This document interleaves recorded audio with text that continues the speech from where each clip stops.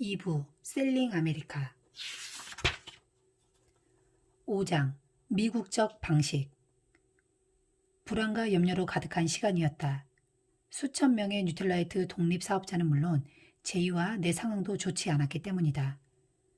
뉴트라이트 마케팅 플랜 및 사업자 보상 플랜을 독점으로 운영하고 있던 캘리포니아의 마케팅거 앤 캐슬베리사와 제조업체인 뉴트라이트사 간의 분열은 점점 심해졌고 사업자들의 운명이 그들 손에 달려있는 듯했다. FDA 조치 이후 판매 실적이 급격히 추락하자 뉴트라이트는 사태를 수습하기 위해 종합 화장품 브랜드를 새로 만들어 칼 램보그의 아내 이름을 딴 에리스 램보그로 불렀다. 그런데 마케팅어 앤 캐슬베리는 화장품 중에서도 기초 스킨케어 라인만 취급하길 원했다. 그래야 사업자가 보다 쉽게 유통시킬 수 있을 거라고 판단한 것이다. 어찌 보면 당시에는 그 판단이 맞을지도 모른다. 그러나 장기적인 안목에서는 그렇지 않았다. 앞으로는 과거처럼 지정한 제품 픽업 장소에서 제품을 받아가는 게 아니라 제조사의 중앙물류센터에서 제품을 직접 인도받는 시스템으로 발전한 가능성을 고려할 필요가 있었다. 뉴트라이트는 에디스 램보그 라인을 마케팅어 앤 캐슬베리를 통하지 않고 팔기로 했다.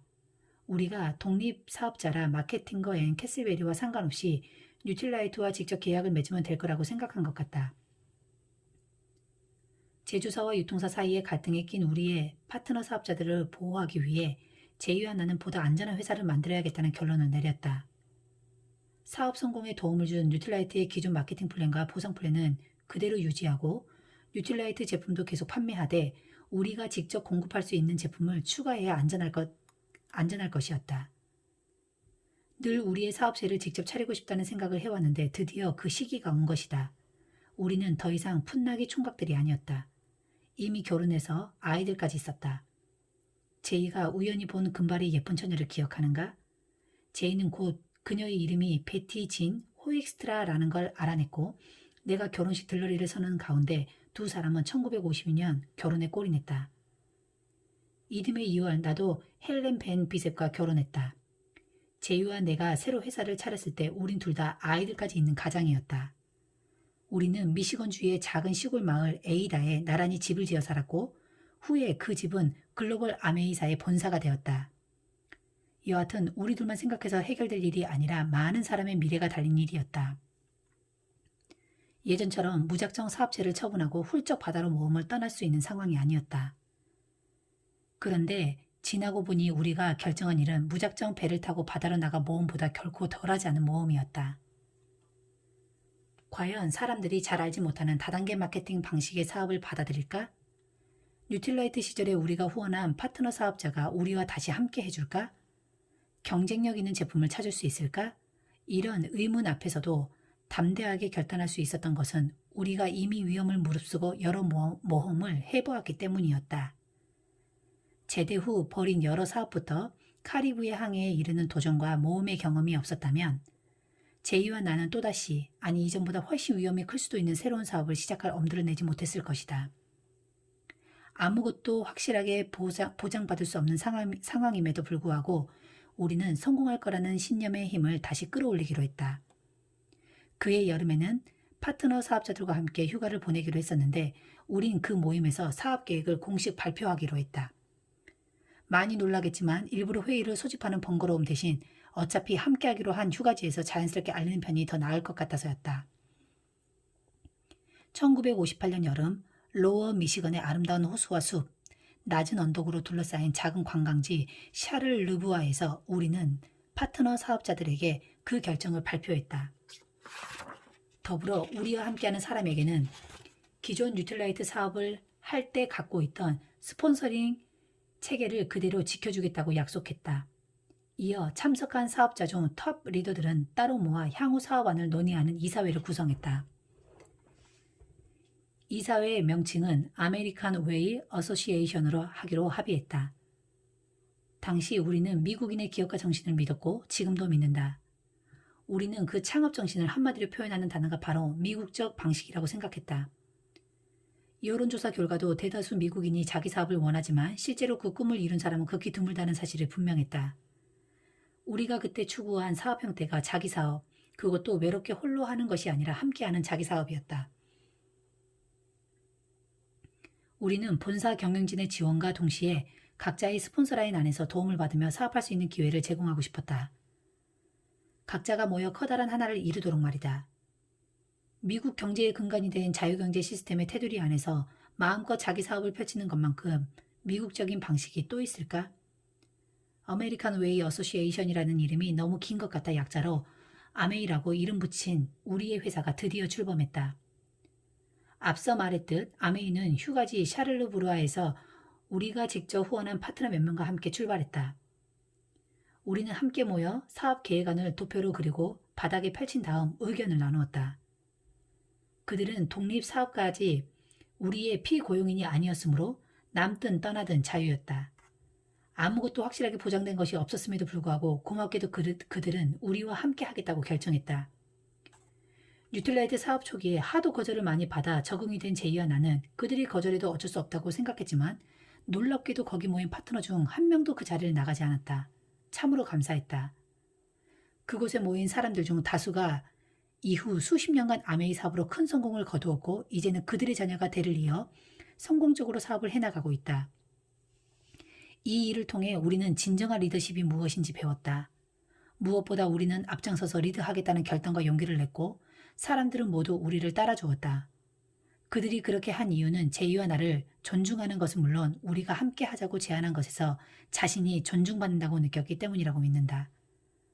오늘날까지도 나는 진정한 리더는 남을 존중함으로써 남의 존중을 받는 사람이라는 사실을 믿어 의심치 않는다. 샤를 루브와 미팅에서 논의한 큰 이슈는 당연히 무엇을 팔 것인가 하는 점이었다. 우리는 모인 사람들에게 새로운 제품 라인업에 대한 의견을 물었고 같은 장소에서 결론을 내렸다.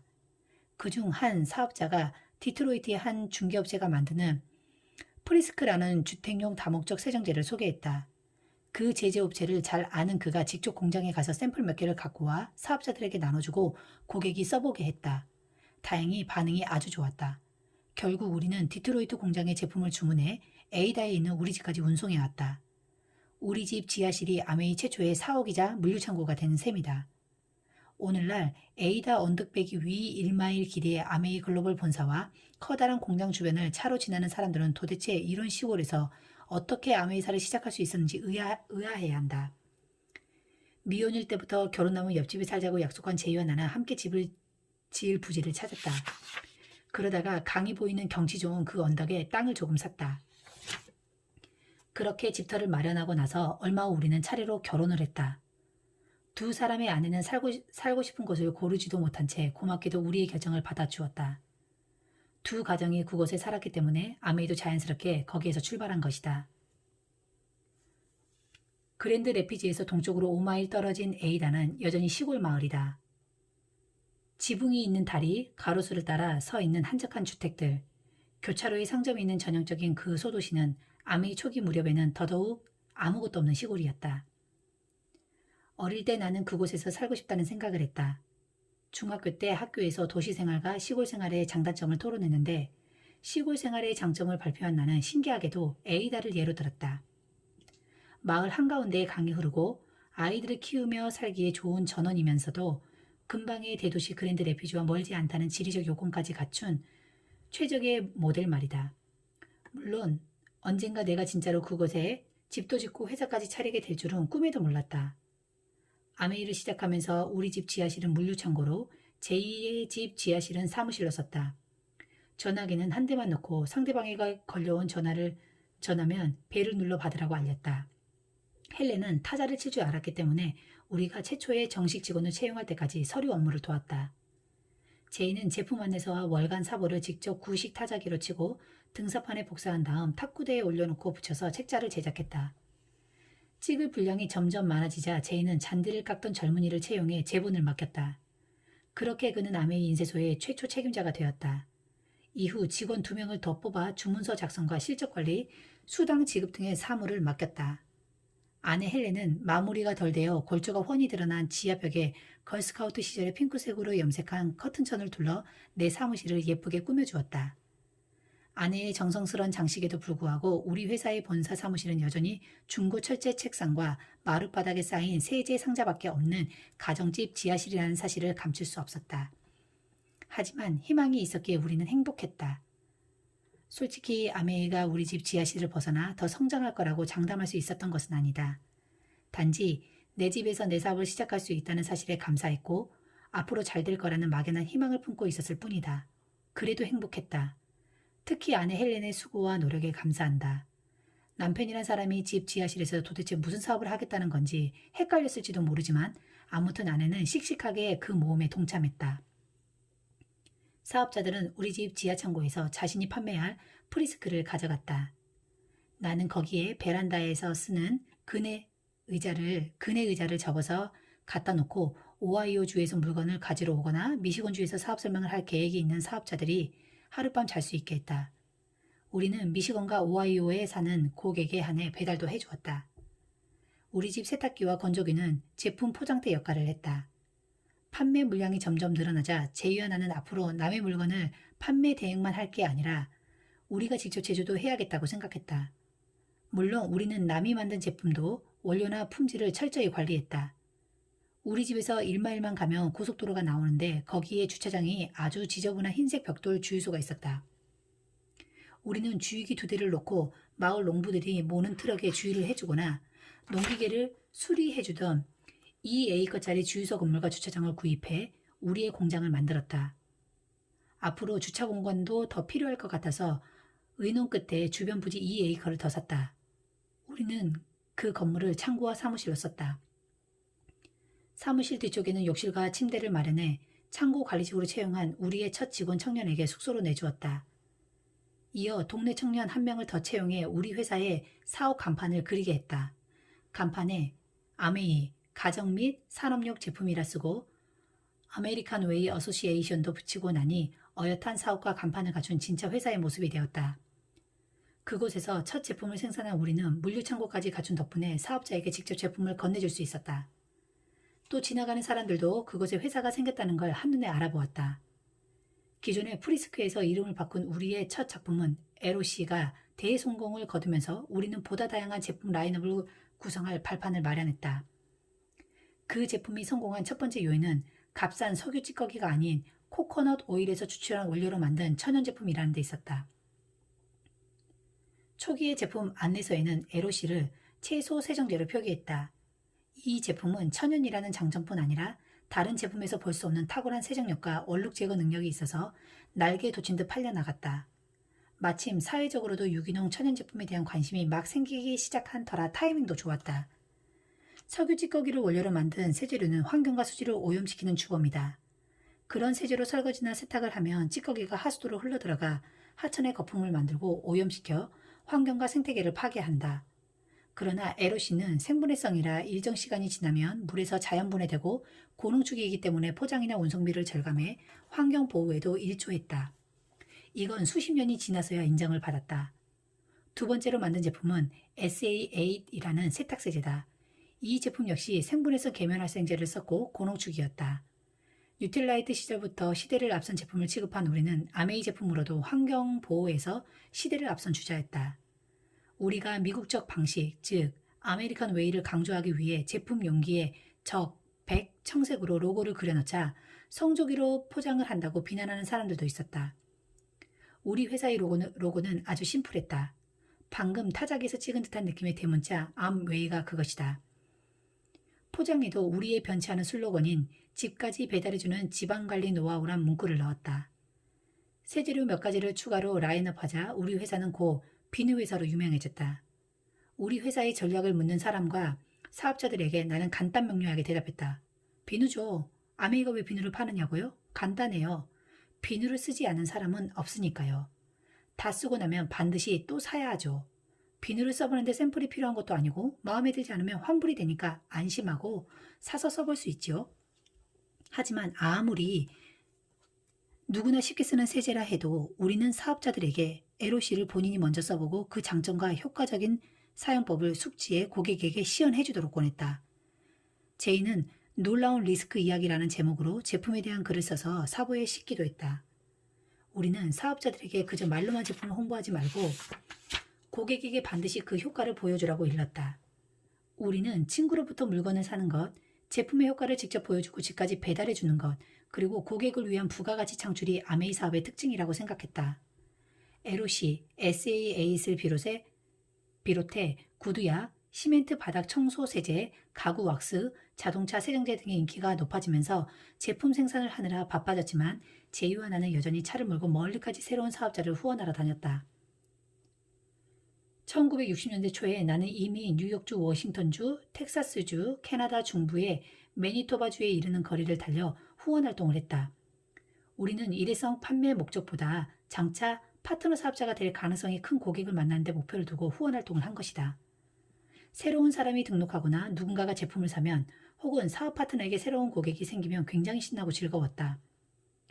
뉴트라이트 유통사업의 경험을 바탕으로 제이와 나는 마이팅거 앤 캐슬베리가 고안한 보상 플랜을 개선할 필요를 느꼈다.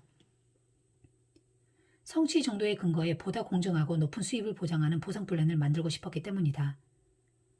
많이 고심하고 많은 사업자들의 피드백을 검토한 끝에 1959년의 어느 날 제이와 나는 우리 집 부엌 바닥에 긴 두루마리 포장지를 펼쳐놓고 노력순으로 정확히 보상이 돌아가는 독특한 수익 구조를 그렸다.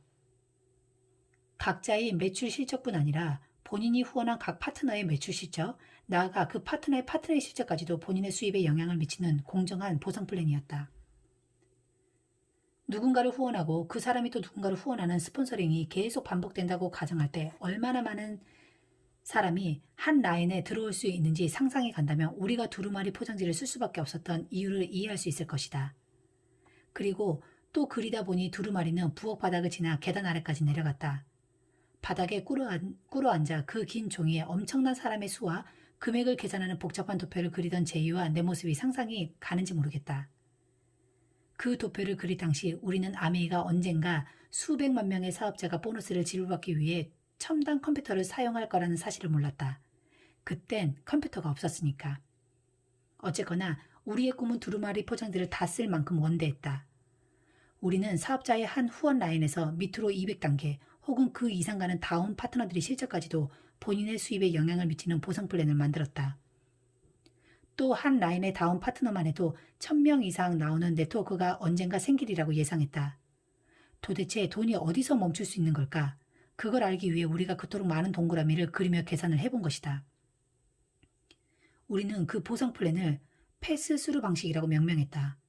패스스루 방식은 자신의 실적과 다운 파트너들의 실적이 비례하면 할수록 아메이 사업자가 더 많은 보상을 받도록 함으로써 수입의 공평성과 확장성을 보장한다. 이런 후원 수단과 함께 우리는 몇 개의 그룹을 후원했는지와 그룹의 총 매출 실적이 어느 정도인지에 따라 성취 정도를 구분해 보너스 금액을 정했다. 그때 만든 핀 레벨 시스템, 즉 에메랄드, 다이아몬드 등은 현재까지도 유지되고 있다. 성취 정도에 따라 구별해서 인정해줄 필요가 있다고 판단해 만든 것이 핀 레벨인데 심플하면서도 강렬하게 축하할 때 쓰는 인정의 상징으로 보석 이름이 어울리겠다고 생각했다. 빛나는 보석의 이미지가 빛나는 성취와 궁합도 맞고 말이다. 아메이 사업의 매력은 처음이나 지금이나 변함이 없다. 회원가입비 몇 달러가 초기 자본금의 전부지만 엄청난 성장 잠재력이 있는 자기 사업을 꿈꾸는 사람들은 아메이가 제공하는 실질적인 기회에 큰 매력을 느낀다.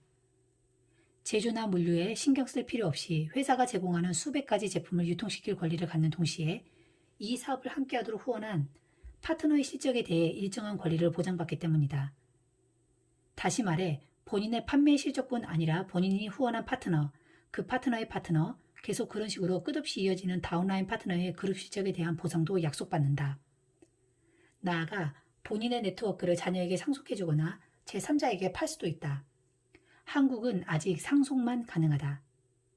아메이 성공 신화의 비결은 사람을 믿고 꿈을 향한 그들의 열망과 노력, 능력을 믿는 데 있다.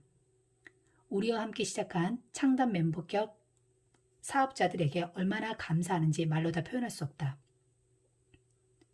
돌이켜보면 아직 사실로 입증되지 않은 모험에 동참해주고 제이와 나를 믿어준 그리고 수많은 거절에도 포기하지 않는 그들의 집념이 경이롭기까지 하다. 그런 훌륭한 사람들과 함께 할 수 있었던 나는 정말 축복받은 사람이다. 우리는 개인의 자유를 존중하는 미국 사회에서 누릴 수 있는 축복의 결정판인 자유기업 시스템을 철저히 우리 사업의 근간으로 삼았고 절대 그 개념에서 벗어나지 않았다.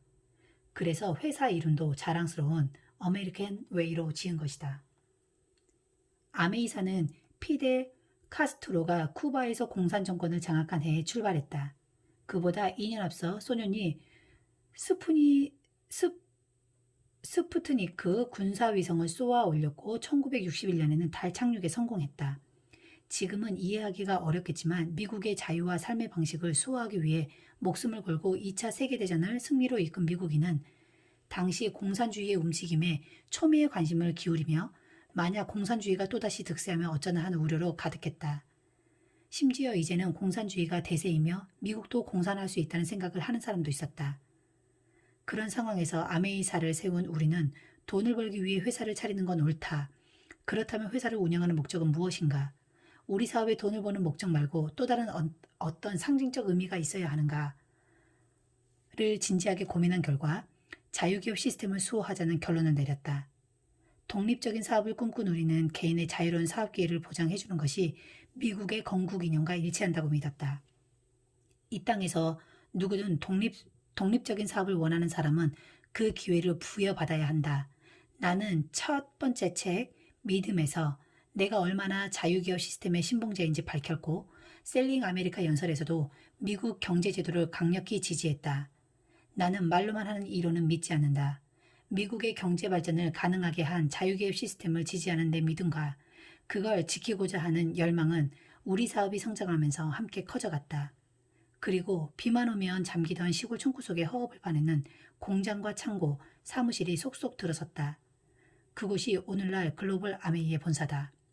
그 확실한 증거를 통해 내가 수많은 연설과 저술에서 그토록 외쳤어도 늘 부족하던 자유기업 시스템에 대한 믿음이 옳았음을 보여줄 수 있어서 감동스러울 따름이다.